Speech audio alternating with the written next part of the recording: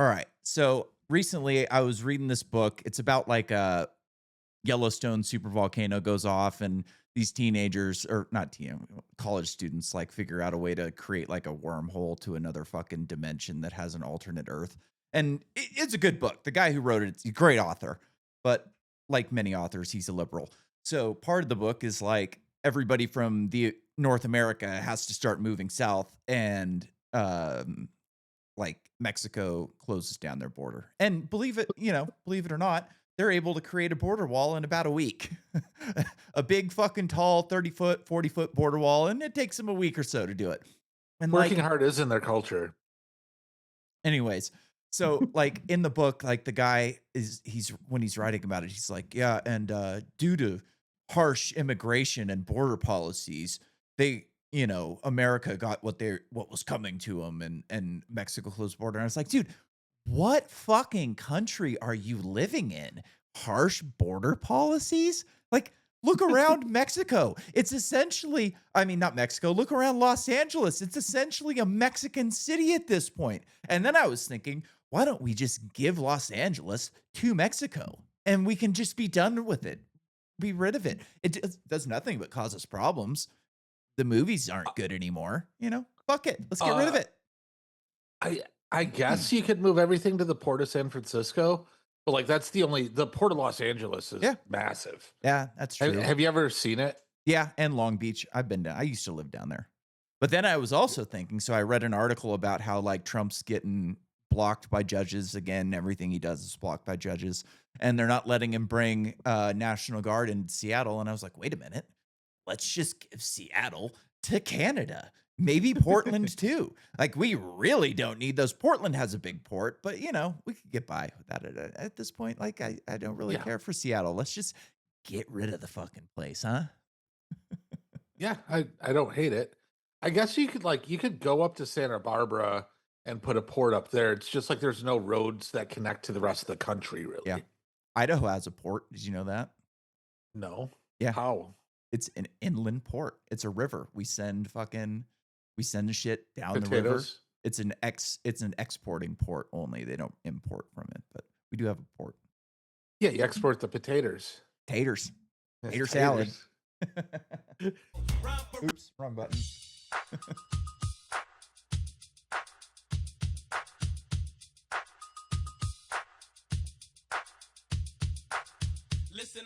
What's going on? It's time for another episode of Too Hard for the Radio, transmitting from the future free state of Greater Idaho, where I got some new arm sleeves. I am the one-armed madman, and back with me, the great Daniel Steele. Dan, how's it going? How we doing? What's happening, everybody? Doing pretty good. We had a little mold problem in our master bathroom. Did you know that you're not allowed to call it a master bathroom anymore? Really? Is that a slave Yeah, term? they call it primary. Oh yeah, I did know that. So Actually. anyway, we had some mold in our master bathroom, and they're like, "Oh yeah, it's a 1 day job." And 7 days later, they just finished cleaning up. Looks good. Get to have two bathrooms again. Dogs don't have to bark at the people because they would just lock themselves in that room and talk all day. So my dog would just ruff ruff, you know. So Dude, yeah, it's feeling pretty good. I worked for an environmental cleanup company when I was like in my 20s, living in Northern California. This was like right around 2008. The economy was just fucked. I couldn't find a job bartending or anything. And I got this job for this environmental cleanup company. And dude, this is the worst job I've ever had in my life. Like, so we were working in Windsor, California, and we were doing a mold cleanup. This house had mold like fucking crazy. And it was like a big track house. It was probably like a 5 or a 6 bedroom house. And dude, I swear to God, 40 Mexicans lived in the house. Like every bedroom was just mattresses on the floor.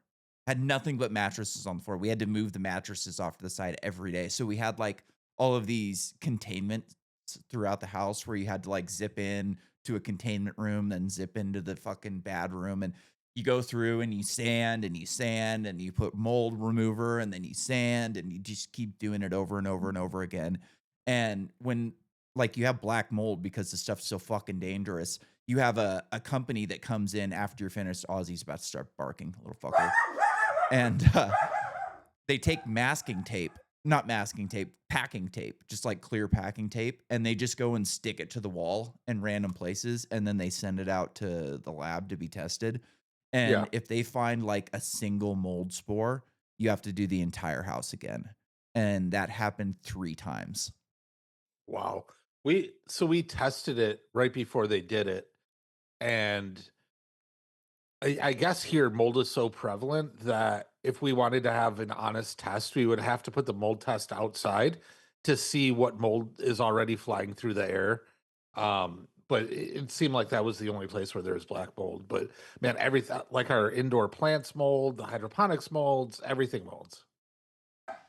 That wasn't even the worst job that I had to do. And like, dude, can you imagine like you're a homeowner and your tenants give you this fucking disgusting fucking mold and you let them stay in the house? Like, dude, and the whole house smelled like fucking just dirty Mexican. It was the grossest smelling like house I've ever been in, I think. The worst job I had to do for that company was I was working in Redwood Valley, which is like probably 150 miles north of San Francisco, and we're working up there in like August. So it's like 110 degrees outside. And the house that we're working on had fire damage. Their kitchen got lit on fire. So we had to go through and like replace anything that had fire damage to it. So we're working up in the attic. And this house was built in probably like the 40s or the 50s or something like that. Old fucking house. And it had really deep rafters. It was like 12-inch deep. And it was all blow in installation. So it was like just the most disgusting installation. It had chunks of newspaper in it, and so we're up there, and it's like 100. I shit you not, it's like 140 degrees, 150 degrees in the attic, and we have to be in full environmental suits. So it's like a plastic white suit. Then you have to have a mask and a hood and Oh. goggles on, and we could only spend like 5-10 minutes up in the fucking attic at a time because it was so hot that like you were sweating like crazy and you dehydrated. And dude, we spent like 2 weeks doing this every day, 4 people rotating in and out, and it finally took, like after, like, the 2nd week and we're still not even close to done, the owner just ups and rents a vacuum and sends us up there with a vacuum, and we get it done in a day. It's like, "Motherfucker, like, you don't give a shit about your employees. If you did, you woulda rented that vacuum in the first fucking day." Instead, we're up there with, I shit you not, snow shovels. It was 2 people at a time up there. So it was a snow shovel and a garbage bag. You're shoveling this stuff into the garbage bag. Then 2 people go, are you're giving one person the bag on the ladder. They're handing the bag to the guy on the ground and that he's taking it out and putting in the dumpster. And just fucking did that for weeks, dude. And I finally got fired from that job, which I didn't even care. Yeah. It's like, actually, I didn't get fired. I got laid off, but same fucking thing. Yeah. Like the only Dude, job these I've ever guys gotten just fired raw from. dogged it. No mask, nothing. Went in there, scraped it down.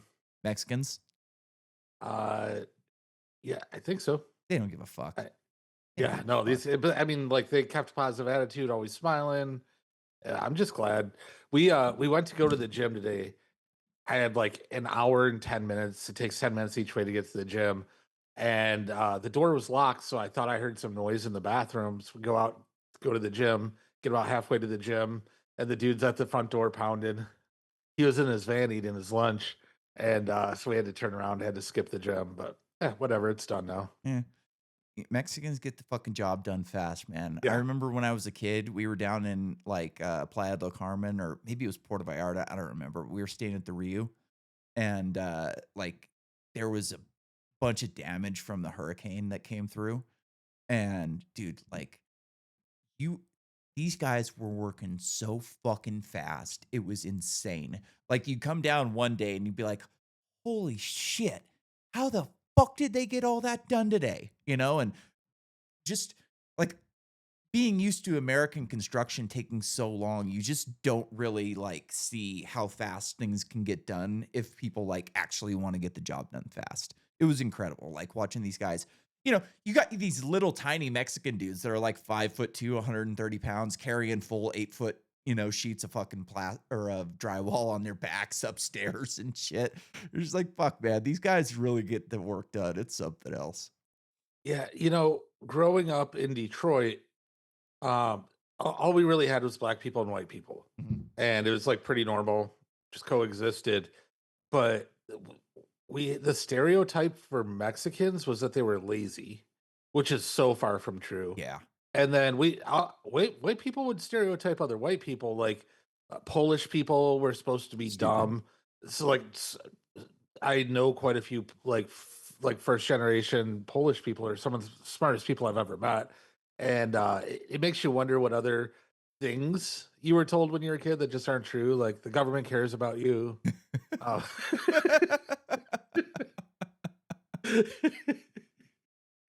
Yeah, no shit, man.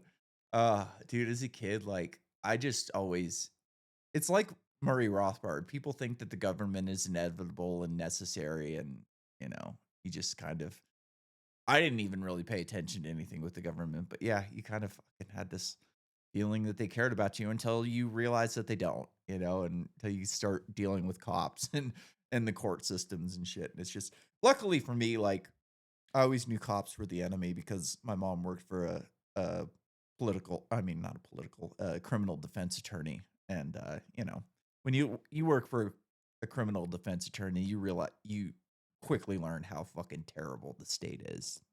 yeah. You know, Burning Man is like the best like living manifestation of anarchy.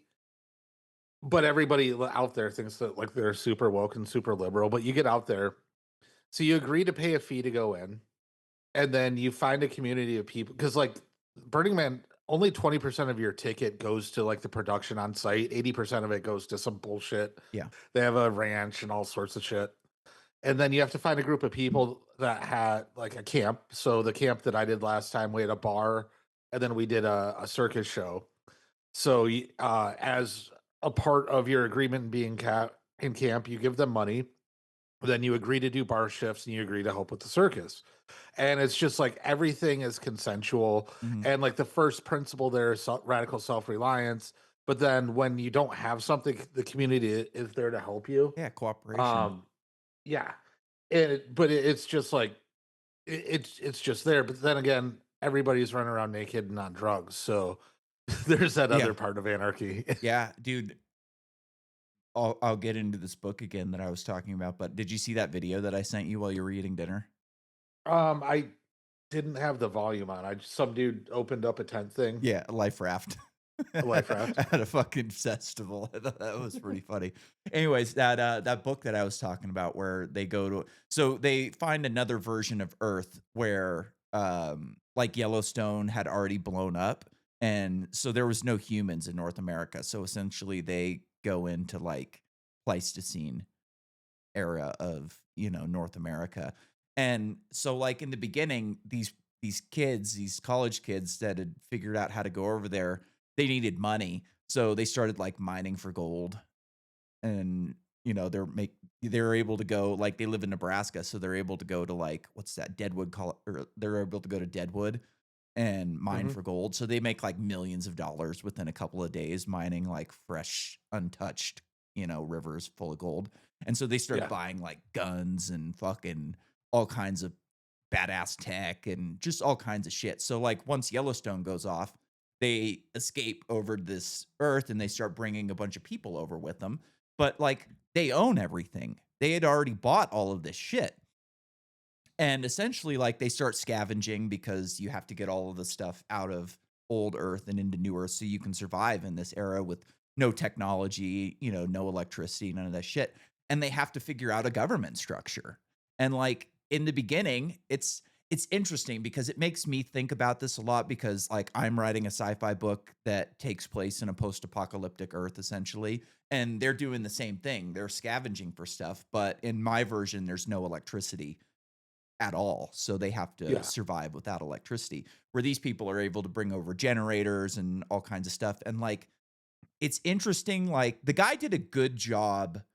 I don't agree with the direction that he took the society in, but he did a good job of like showing what type of discovery process would take place into figuring out like a governing structure. Like to me, if I was doing it, it would be like, all right, this is my stuff. I bought this stuff. I created this stuff. and you're lucky that I brought you over here and are making you capable of survival. And like the system that they have works out pretty good in the beginning. There's like 6 people that are in charge of all of the stuff, and there's like 200 people that kind of just came over with them. And they're scavenging for things. Like if it was me, it would be like, all right, in the beginning, like we're gonna have to have kind of like a socialist system where the state owns all of the, shit essentially. Yeah. But we need to move to a private property, system as soon as possible. So like I would do it as like if you're scavenging, what you scavenge, you own essentially. Like, you know, when you're so like when you go hunting, when I would go hunting as a kid, sometimes you wouldn't get as many pigs. We did a lot of pig hunting, so you wouldn't get as many pigs as the people that were there. So you would split it up between the people who shot it. Like the person who got the pig got the better meat. Other people that were with you, they got some, and you kind of figure out a system of an anarchic system of like how is this meat distributed amongst the people who put in the work to get it, essentially. Yeah. And, like, I would that's the way I would fucking look at it, and, this guy's a liberal that wrote the book, so they end up, like, in a socialist system where the state owns everything, and you're kind of just at the whims of them, and, they can Oh, I would hide just rule with an information. iron fist. I mean, that's what you I'd have to fuck do, everybody's essentially. wife. It's my stuff. That's Yeah. yeah, that's the way it is, like, this is my stuff, and you're lucky that I brought you over here. But, Yeah. also, like, you have to have a system of cooperation where the people who are good at one thing are, you have to do the specialization of labor. What are you good at? What can you bring to the table? And how can you trade with somebody else in order to like get what you need that you can't do yourself? Right. This is an interesting fucking theory. Very interesting. How did they eat? Dude, they lived in the Pleistocene. Like, there's animals everywhere. So they were Okay. able to hunt deer and, like, they just did a lot of hunting. They ended up finding, like, a group of, National Guard that they brought over with them, so they had a bunch of guns and a bunch of capable people. It's a good book. Like, the guy's a great writer, you know?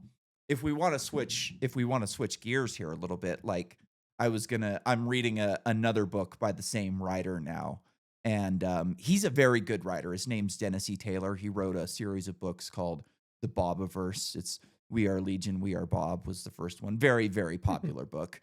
It's about Okay. a guy who like he gets killed when he's relatively young. He dies in a car accident or something like that. And he had bought um like a service that cryogenically freezes your brain upon death. And like years later, he's brought back to life to be a garbage truck, essentially. Like there's a pretty nasty political system in place that doesn't view people that are brought back as AIs to be people.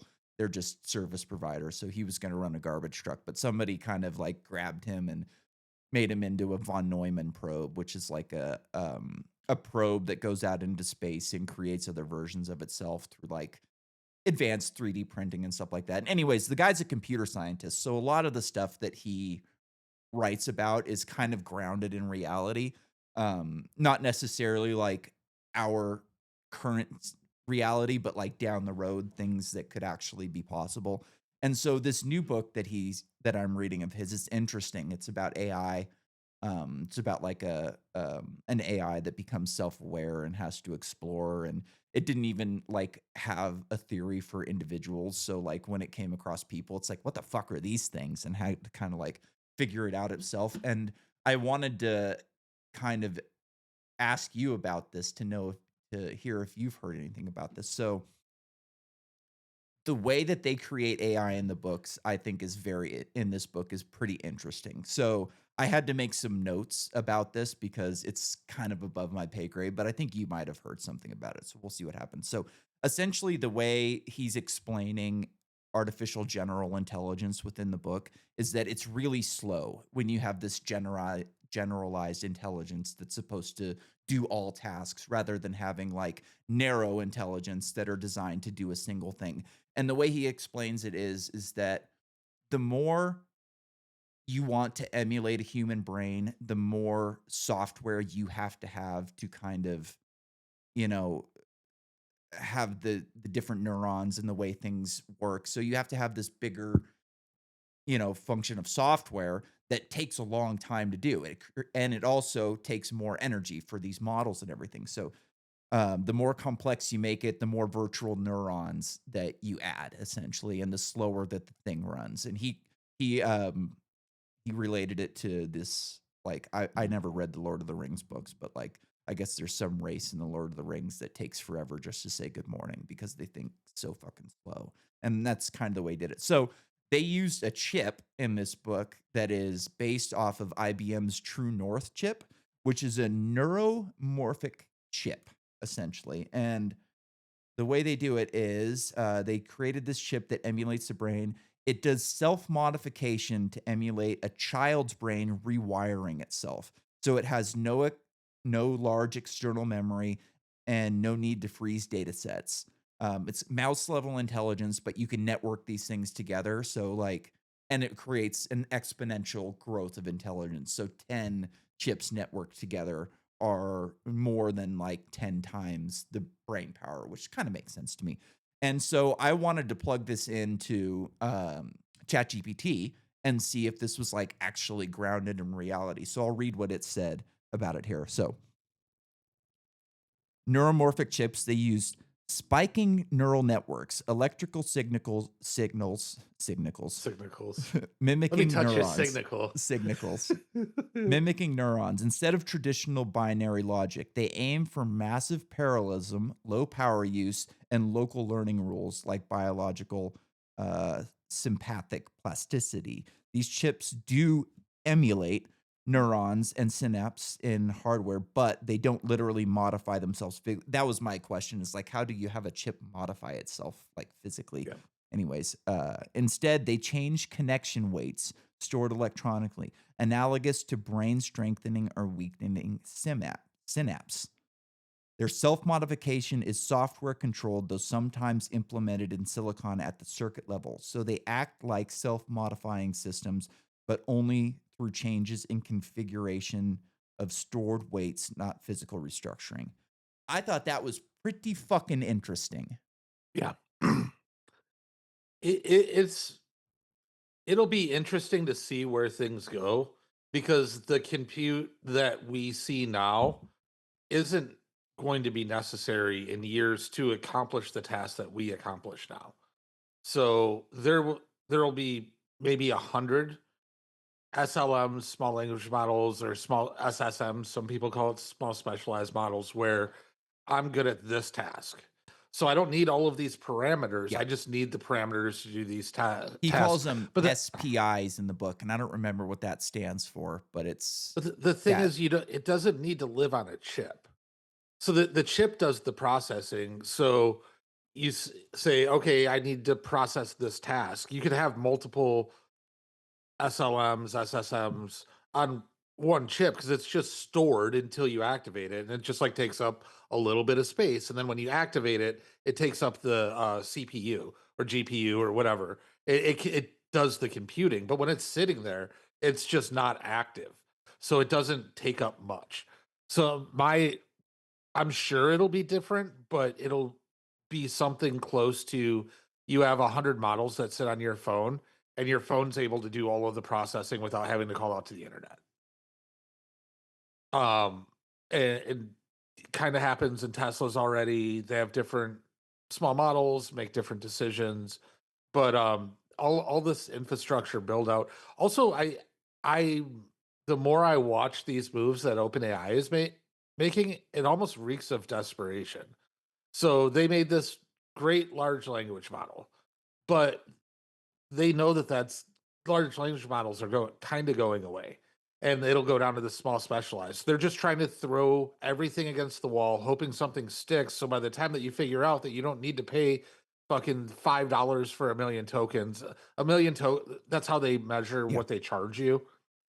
Instead of paying $5 for a million tokens, I'll give you an example. So Chat GPT 5, I think it's about $5 per million tokens input, something like that. GPT-4 Mini is like maybe $1, and Grok 4 Fast is 50 cents. So it's just a race to the bottom. So what all of this money that they're dumping into this R&D is really every time the models improve, it just kind of gets thrown away. So Mhm. like ChatGPT 3, nobody uses that anymore. And so they keep trying to go bigger and bigger and bigger. And like to what end? Almost if you go to Claude, you go to Gemini, you go to ChatGPT, you're gonna be able to do almost anything. Maybe you prefer the way one model answers something over the other, but I don't know if you know how it works, but it like takes your prompt and it goes and it makes its best guess. It's Mhm. always a guess. It's never just like this is a fact.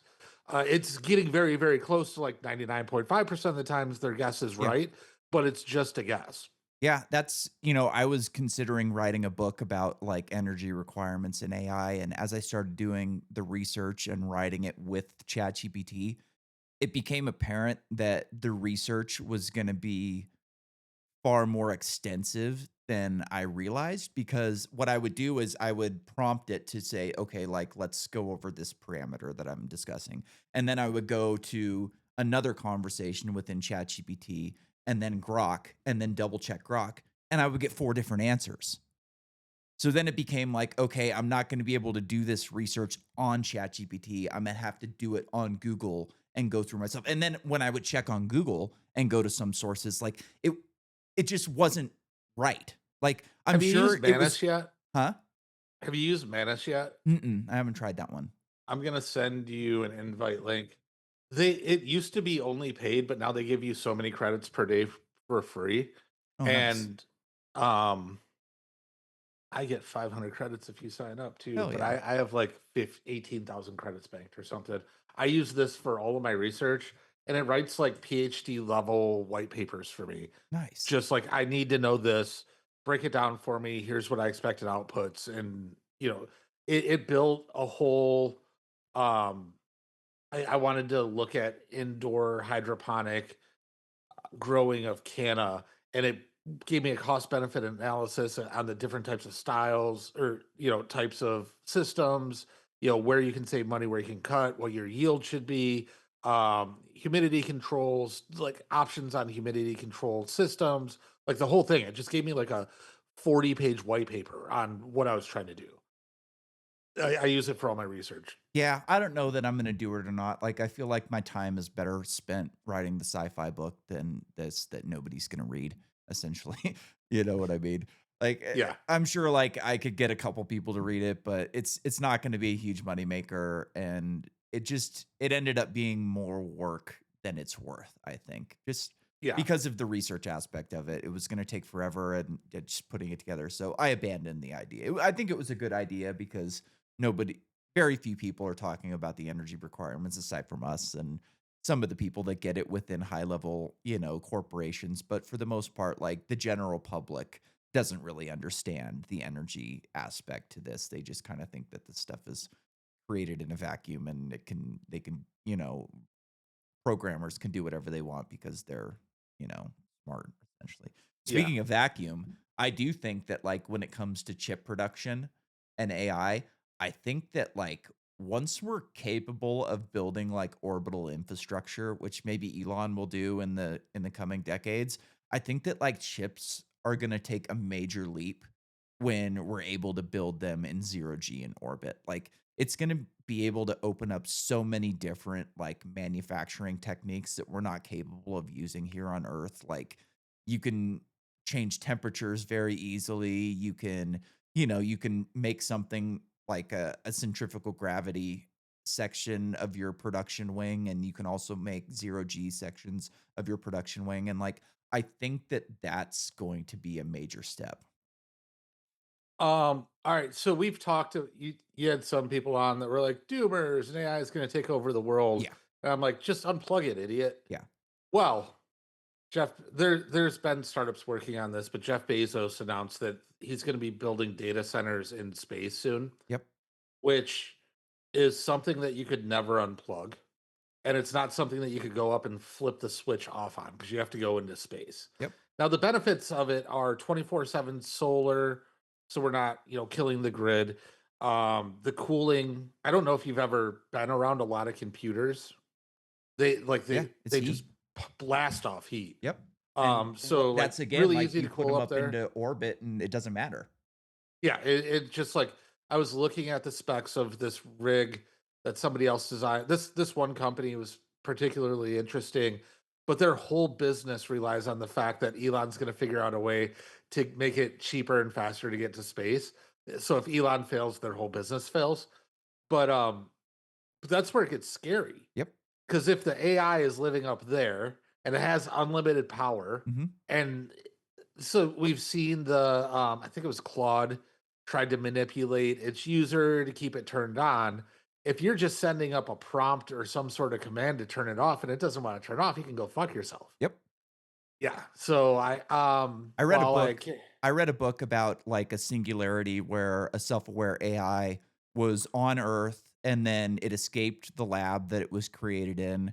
It ended up, like, distributing itself across the internet as like a fail-safe to where you can't just take me out in one data center, and then it bought a bunch of data centers and had people build it for it underground, so then it moved there and people figured out what it was doing, so it moved up into space and distributed itself into different satellites, and then it created orbital infrastructure, and then it distributed itself all the way out into the Oort cloud, and then from the Oort cloud, it went to different solar systems, and by the end, the thing was spread out all across the galaxy, and it was thinking super slow because it was limited to the speed of light essentially, so it would take forever to like go through a thought, but it does AI doesn't exist in a time frame like us, so for it doesn't matter if it takes 100 years to go through a thought, or and it was still one mind. It wasn't like a bunch of different minds that were talking to each other.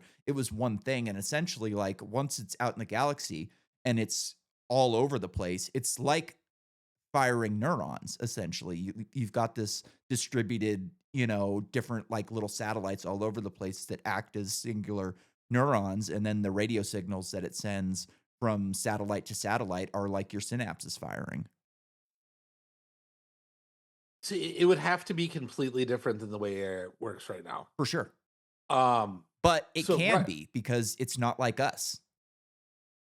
sure. And maybe it'll self-improve. But right now we're limited to these context windows. Remember when I wrote that book? Yeah. The context window was really, really small. So I had to be like, read the chapter before, make sure that you don't repeat anything from the Mhm. chapter before and do it. Because it can only read this much before it starts getting confused. And there's these systems that are being made, like MCP servers or model context protocol, where it's easily able to sort through these big data graphs and only pull the data that it needs to put it in the context window. But when you're talking about running Earth, like I don't ever see enough compute available for it to run Earth unless it's running a bunch of small models underneath it. So the small models would balance the context window, and then it's just orchestrating these things, trying to achieve its end goal. But it would be way too much data for any like I can't even imagine the chips you would need and the resources you would need to process that sort of data all at once and then make an educated decision. Yeah. Have you ever heard of a Matryoshka brain? No. A Matryoshka brain is a Dyson swarm, and a Dyson swarm is essentially when you encase your entire star in solar panels to capture all of the energy. Well, most of the energy it's putting out. You can't ever really capture all of it because some of it's going to dissipate and waste heat. But essentially, it's the idea that you could encase a star in solar panels and use all of that as compute for an artificial intelligence. Oh, wow. Yeah. Interesting, right? It's one of these things that there's another fun theory that I've always found interesting, called a Boltzmann brain. I'm sure you've never heard of that either. But so a Boltzmann brain is one of these like infinite improbability issues that Douglas Adams writes about in The Hitchhiker's Guide to the Galaxy, to where like in a truly infinite universe, or especially like a if we live in a multiverse where there's different universes encased in some sort of bulk, like weird things become possible. And one of those theories is a Boltzmann brain, which is essentially that like in an infinite universe, you could have a random, what's the word I'm looking for? Like a random a random brain that just pops into existence, essentially.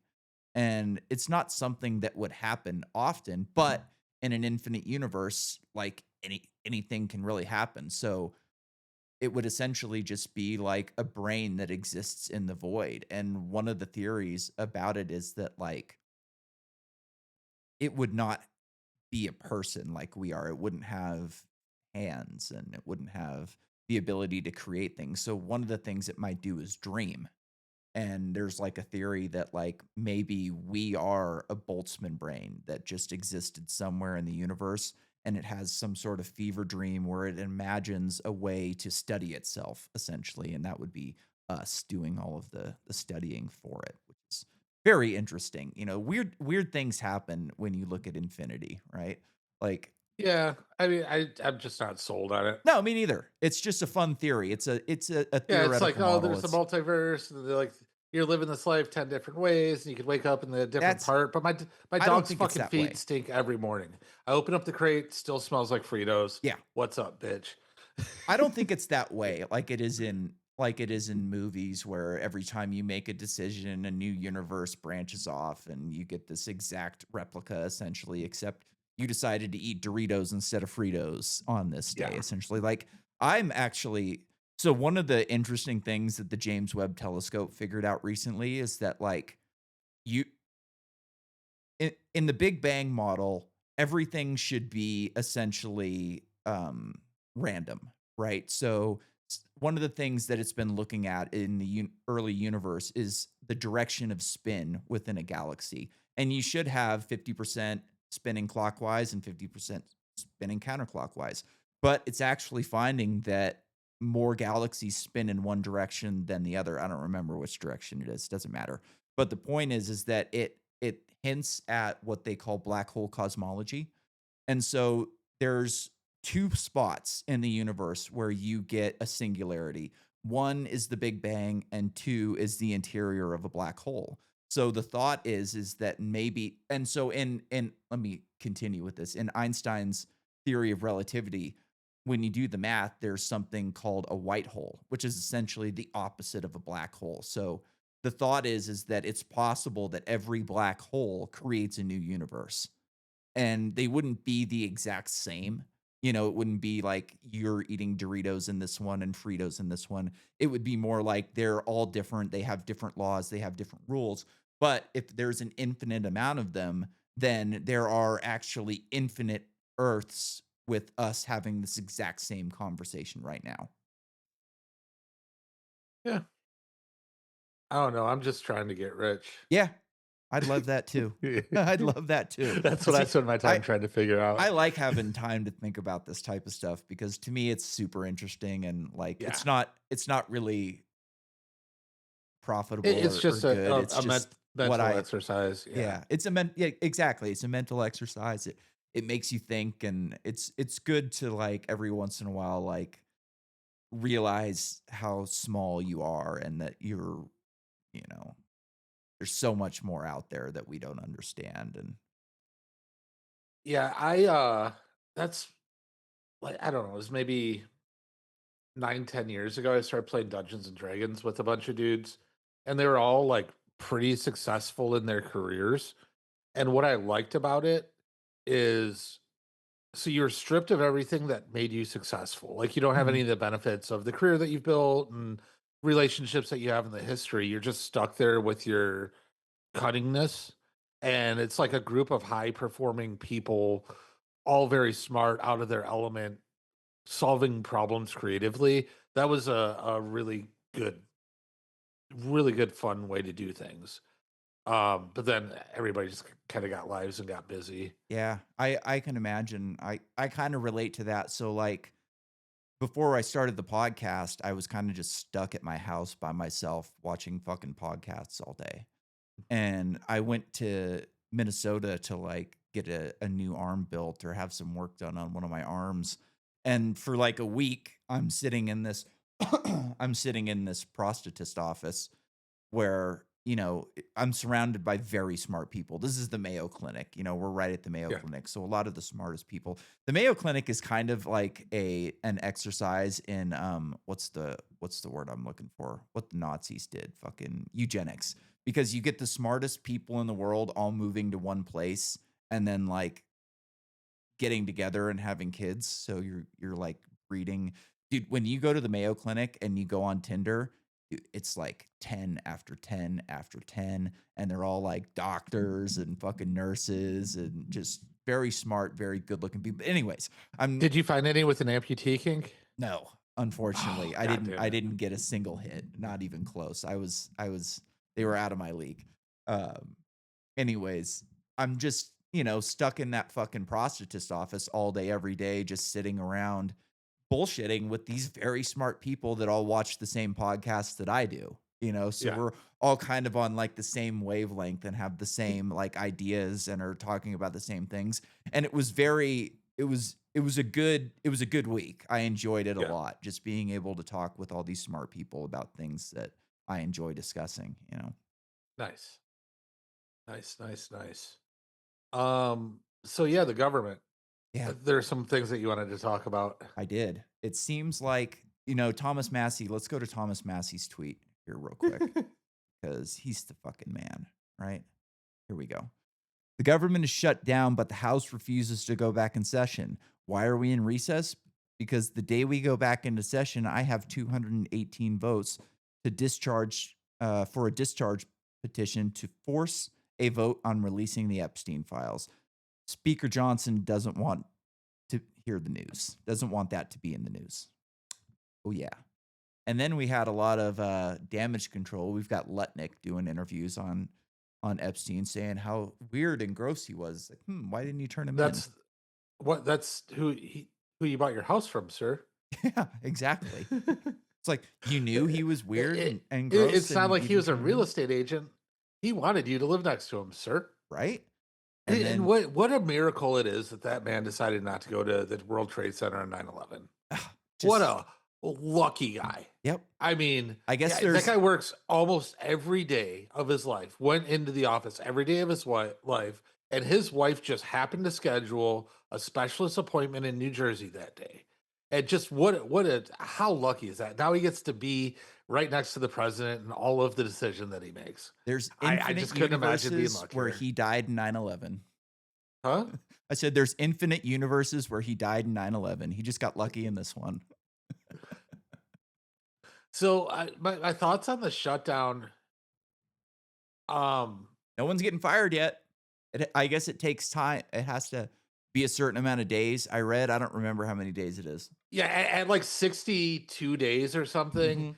it they That can sounds just make right. all they can make all the Doge cuts.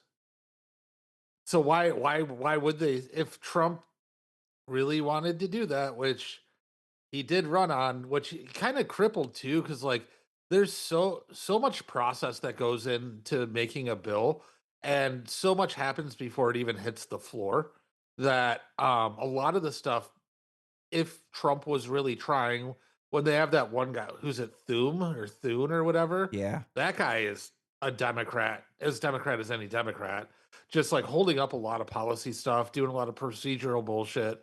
Not that I'm a Trump fan. This is just like something that I've noticed.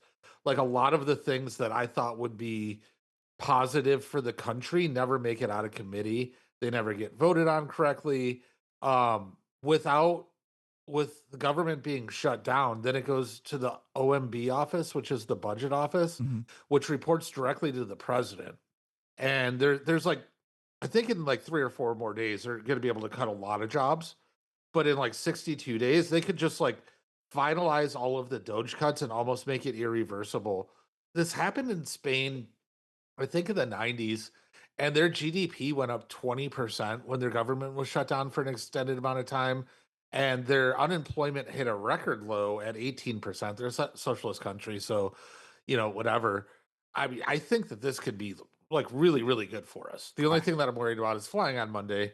Because I don't know if you saw yesterday the air traffic I controllers did. at Burbank, like they're like, okay, we didn't have anybody to come in. So they had to run the air traffic control from San Diego. But I don't know the airplane systems, but it feels like you could run 10 airports from one centralized location. You would If think we're so. blowing kids up in the desert from Nellis, we could definitely definitely run the West Coast from Nellis too. No shit. That's a job that's gonna be taken over by AI at some point. Like, you would think I don't know, I would be fucking nervous with an AI directing traffic in the air, but it seems like it's something that it should be able to do at some point. Yeah. Yeah, better than helicopter pilots in what was that? Philly? It's on the East Coast somewhere earlier Yeah, yeah, this yeah. year. The Black Hawk S pilot. Something tells me that they're gonna go back in session, like, right before Trump's allowed to fire everybody, Yeah, of course. you know? It's not gonna happen. We're not that Which I lucky. mean, which I guess the Republicans could use for more leverage Yeah. because they're the only ones that can get a bill out. I I saw I don't I couldn't find it. It would take too long. But, like, Senator Kennedy brought up, like, a list of all of the things that the Democrats wanted within, like, this continuing resolution that they refused to vote on or whatever happened. And it was just more like USAID bullshit. It was DEI measures, it was, transgender stuff in random fucking countries in Africa, climate change in Africa, just all this fucking bullshit. And I'm sure the Republicans want a bunch of bullshit for the military industrial complex too. So I'm not saying that like they're innocent in this shit. They all want, more money for the things that they care about, but it's all fucking bullshit. So the CR that the Republicans passed is the exact same CR that Biden signed. It Is it was really? as nonpartisan as you can get. Yeah. Or it was bipartisan in the sense that both sides got what they wanted and they were able to keep their bullshit going. But like this bill has been passed multiple times. This is not a, It's just to oh my kick the God, can. radical cuts to everything. It's a bill that everybody has voted, not everybody, but has been generally agreed upon for years now. I thought it And was I the don't oh, BBB. sorry, go ahead. I thought it was just a continuation of the BBB. No, it's was that a bareback better? No, the big beautiful bill. A big beautiful bill. They like their bees. Yeah, No, this is the same CR that passed last time and the time before. gotcha. To my understanding, I could be wrong. One thing that they don't do is actually publish what each side is asking for. No, They just get to go on TV and throw um, Jeffries in a sombrero, yeah, which was pretty goddamn it funny. was. He flipped out too. He really Yeah, fucking flipped out on that one.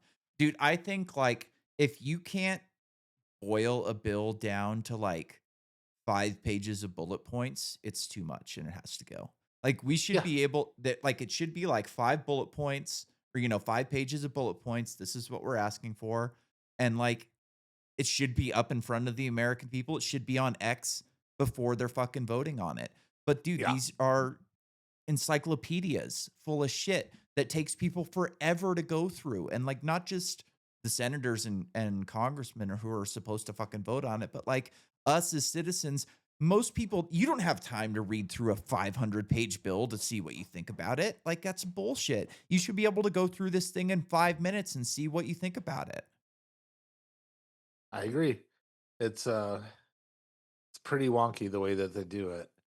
And then yeah, I thought when they passed the big beautiful bill that funded everything, I thought so too. but apparently it did not. We have no Yeah, idea what's actually going on. It's yeah, so muddled and it's so fucking ridiculous. And like that's the point. They don't want yeah, us to know what's going on. They don't want us to know what's in the bills. They just want us to play team sports and argue on the internet and argue with each other at work because it keeps, if you're arguing with your neighbor, you're not paying attention to what the government's doing. yeah, yeah.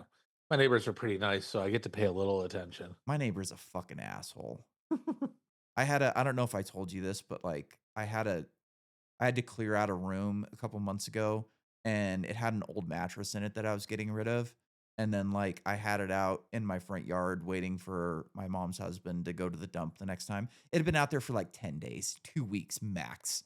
And my neighbor comes over to me one day and he's like, hey, what's going on with that mattress? And I'm like, yeah, just, waiting for a dump run. I'll have it out of here in a week or so. Well, the homeowners association is starting to complain. It's like, oh, really? No, it's more like you're starting to complain to the homeowners association. And this fucking guy has been parking a broken down vehicle with a tarp on it in his lawn all summer. But I'm the problem for having a fucking mattress. And dude, when you go through our CCNRs for my homeowners association, you're not allowed to have shit parked on the lawn. So it's just one of these bullshit things where like he's a fucking hypocrite and he goes around and drinks with everybody in the homeowners association and they all want to just pick on other people because Yeah. they want to run things. It's so fucking stupid. Like I will never live in an HOA. it's the only mistake that I made moving here was an HOA. Like I want to put a shed in my backyard, just a tough shed. And, like, I decided to go through the CCNRs to see, like, what the rules are on it. And, like, a couple weeks ag years ago, there was, like, a big meltdown within my homeowners association because a woman built a barn and her builder didn't go through the proper channels to build it, and they were, like, trying to get her to tear this fucking barn down. So they instituted a, architectural committee, which is one person. I don't know how you can call it one person a fucking committee. So, essentially, like, you have to on the things it says like if you're making improvements to your property, you have to go through the architectural committee. Well, improvements can mean fucking anything. Putting in a new tree is an improvement. Fixing my roof is an improvement. Putting down rock in my fucking driveway is an improvement. Like it's so stupid. And, you know, like, my neighbor has a tough shed in his fucking yard. I went around and counted, there's like 30 of them in my neighborhood. So why the fuck do I have to ask permission for something that my neighbors already have? Because you entered into that contract willingly.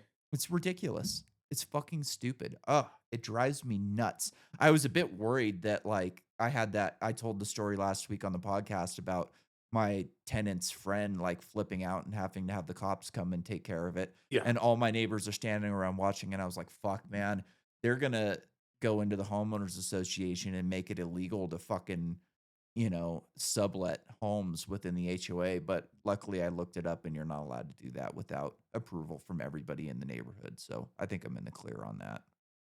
That's good. I'm doing this thing on Saturday. It's called Dumb Shark Tank.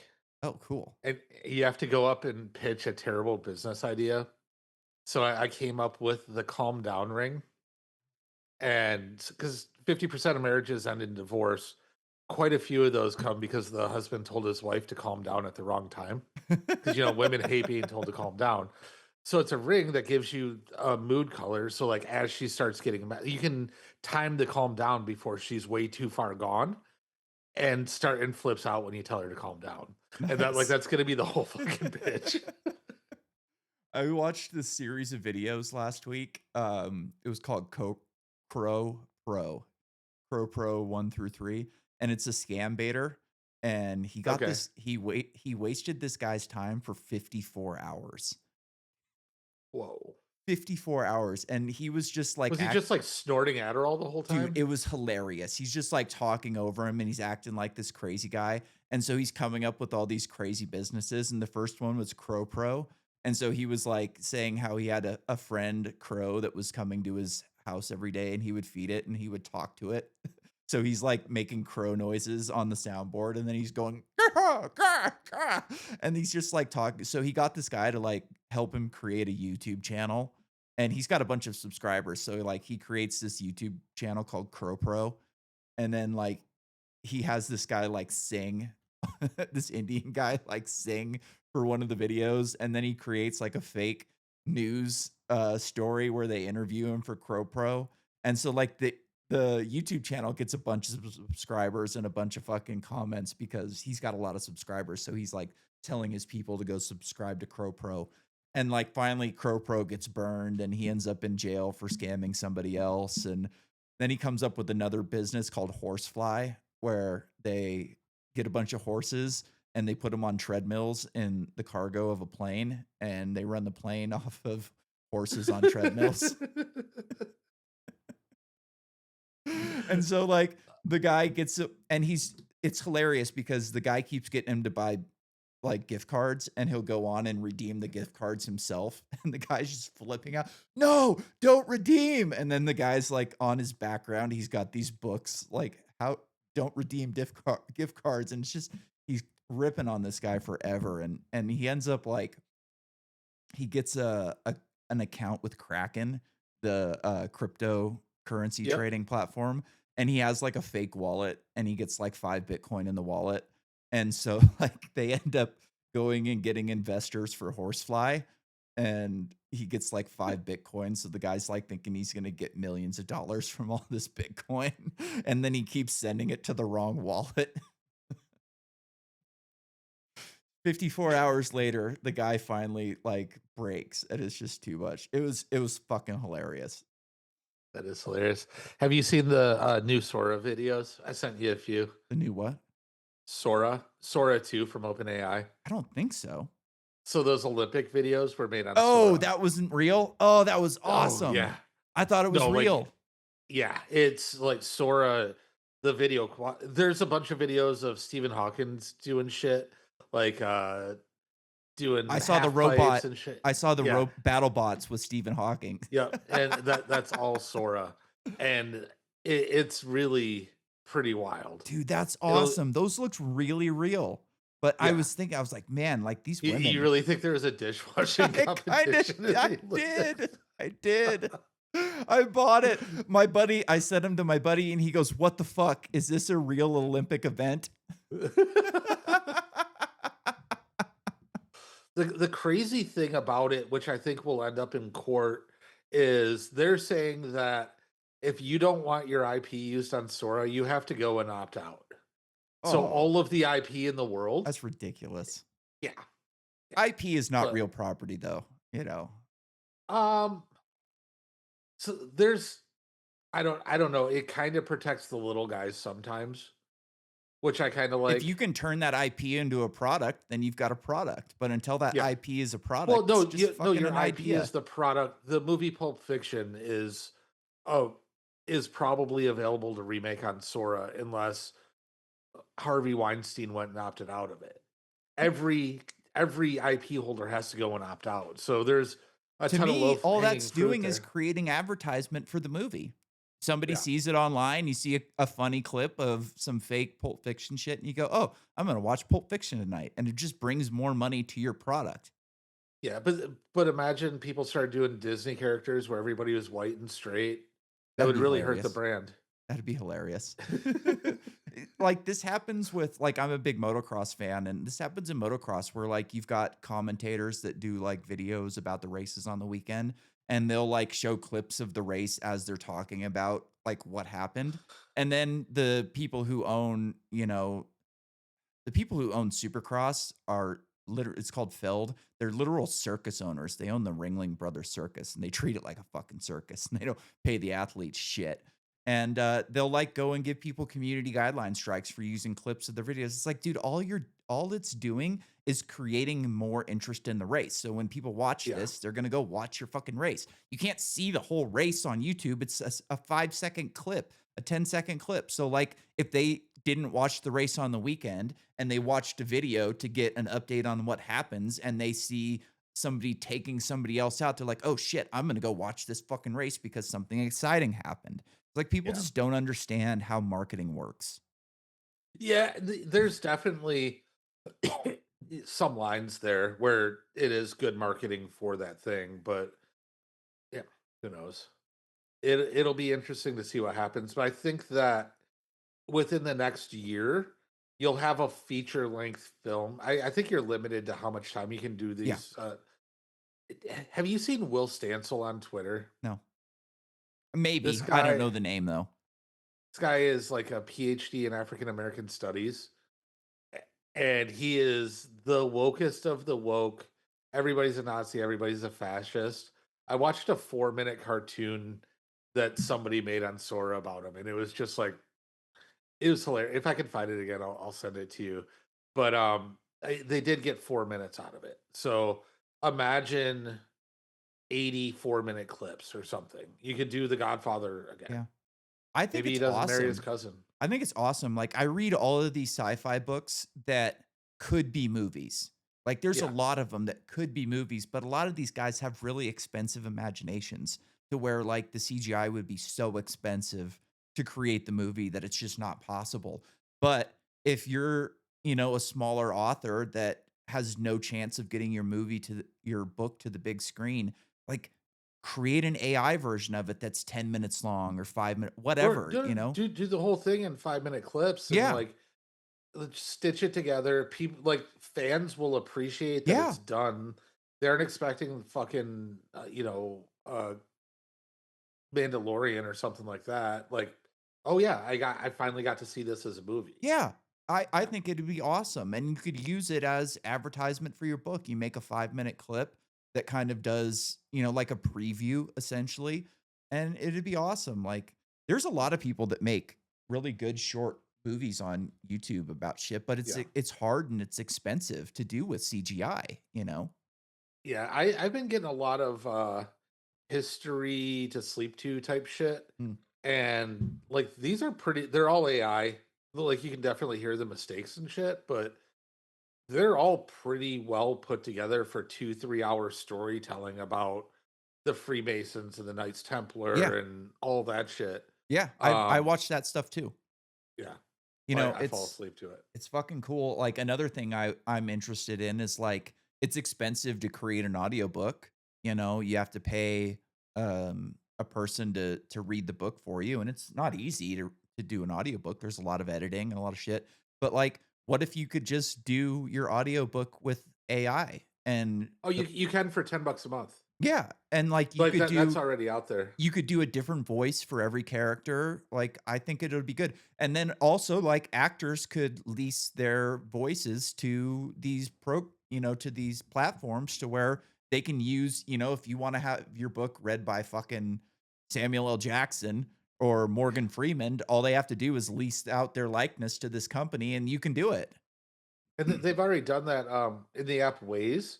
You Mhm. can get a Morgan Freeman or Samuel Jackson voice to give you the instructions. Yeah, that's awesome. Um, but I gotta get running. I'm gonna go watch the league. Have you watched the league yet? Yeah, it's hilarious.